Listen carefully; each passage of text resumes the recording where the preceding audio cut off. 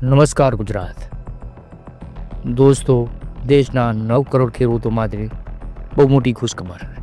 PM કિસાનનો 21મો હપ્તો આવતીકાલે.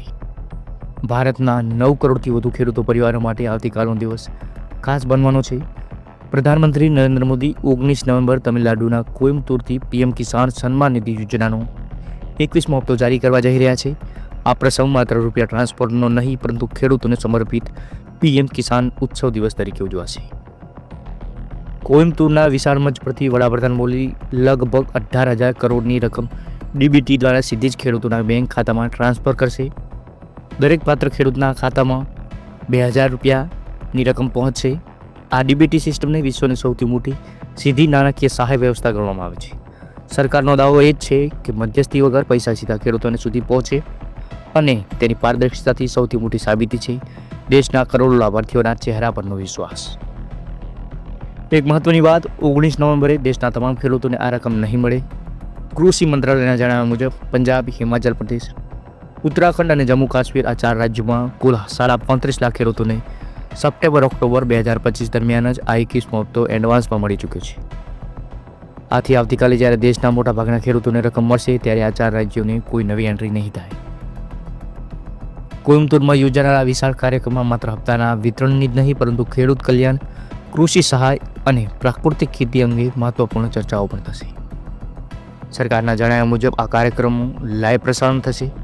તમામ જિલ્લાઓના કલેક્ટર ઓફિસમાં, તમામ પંચાયતોમાં, કૃષિ વિજ્ઞાન કેન્દ્રોમાં, મોટી મંડીઓમાં, કિસાન સમૃદ્ધિ કેન્દ્રોમાં. હેતુ એ જ છે દેશના અંતિમ ખૂણાના ખેડૂત સુધી પ્રધાનમંત્રીએ કરેલી જાહેરાત અને સંદેશો સીધો ખેડૂતો સુધી પહોંચે. 19 નવેમ્બરે પીએમ મોદી દક્ષિણ ભારત પ્રાકૃતિક કૃષિ શિખર સંમેલનમાં હાજરી આપશે. આ સંમેલન અનેક રીતે ખાસ છે. દક્ષિણ ભારતના ખેતી સંગઠનો, 50 જેટલા વૈજ્ઞાનિકો, પ્રાકૃતિક અને જૈવિક ખેતી ક્ષેત્રે કામ કરતા નિષ્ણાતો બધા સાથે ચર્ચા થશે. આ સંમેલનનો મુખ્ય ઉદ્દેશ એ જ છે પુનર્જન્માત્મક ખેતીને પ્રોત્સાહિત કરવા માટે નવી નીતિઓ ઘડવા.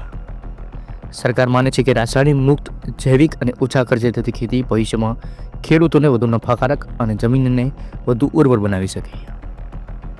પ્રધાનમંત્રી કિસાન સન્માન નિધિ યોજના 2019થી શરૂ થયેલી આજે દેશની સૌથી સફળ નાણાકીય સહાય યોજનાઓમાં ગણવામાં આવે છે.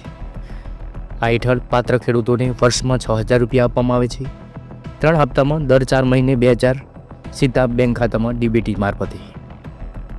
આ યોજનાનો હેતુ ખેતીના ખર્ચમાં સહાયતા, બીજથી લઈને ખાતર સુધી, ઘરગથ્થુ જરૂરિયાત સુધી ખેડૂતોને થોડી નાણાકીય રાહત મળે તેવો છે.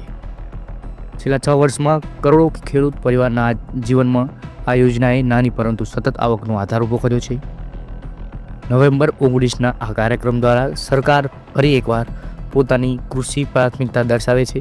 ખેડૂત માટે આ હપ્તો માત્ર રૂપિયા નથી, તે છે સરકારનો વિશ્વાસ, ખેતી પ્રત્યેની માન્યતા અને ખેડૂતોની મહેનતને મળતો સન્માન. દોસ્તો, વિડીયોને લાઈક અને શેર કરો, ચેનલને સબસ્ક્રાઈબ કરો અને હા, તમારા મિત્રોને શેર જરૂર. ધન્યવાદ.